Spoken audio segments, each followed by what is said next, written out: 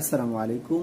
আজকের তাজা খবর হলো ইরান এবং ইসরায়েলের যুদ্ধে ইসরায়েলের এক মন্ত্রী বলেছেন যে আমরা ইরানের পারমাণবিক ধ্বংস করার পরে, অর্থাৎ ইরানকে ধ্বংস করার পরেই কিন্তু আমরা পাকিস্তানকে ধরবো। অর্থাৎ পাকিস্তানের যে পারমাণবিক বোমা বা পারমাণবিক প্রকল্প আছে সেই প্রকল্পে তারা কি করবে, ধ্বংস করে দেবে।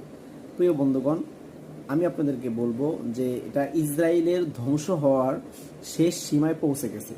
প্রিয় বন্ধুগণ, সারা পৃথিবীতে যে সমস্ত ইহুদি বা যে সমস্ত স্বৈরাচারী বা ফ্যাসিস্ট যে সমস্ত শাসকগুলো ছিল, তারা ধ্বংস হওয়ার আগে বা তারা বিতাড়িত হওয়ার আগে তারা এতটাই বেড়ে গিয়েছিল যে সেটার শেষ কিন্তু সারা বিশ্ব দেখেছে।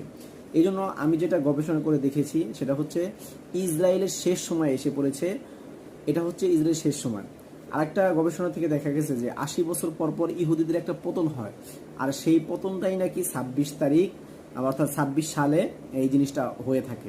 তো মুসলমানদের একটা ইতিহাস আছে, সেটা হচ্ছে ১০০ বছর পর পর, আর ইহুদিদের একটা ইতিহাস আছে, সেটা হচ্ছে ৮০ বছর পর পর। তো সেই ৮০ বছরটা হয়তো পূর্ণ হতে যাচ্ছে। একটা গবেষণায় দেখা গেছে যে ২৬ সালে নাকি এটা পূর্ণ হবে। তো সেদিক থেকে যদি আপনি চিন্তা করেন, তাহলে আমার মনে হয় ইহুদি জাতি ধ্বংস হওয়ার শেষ প্রান্তে। আমরা মুসলমানরা বিজয় হব ইনশাআল্লাহ।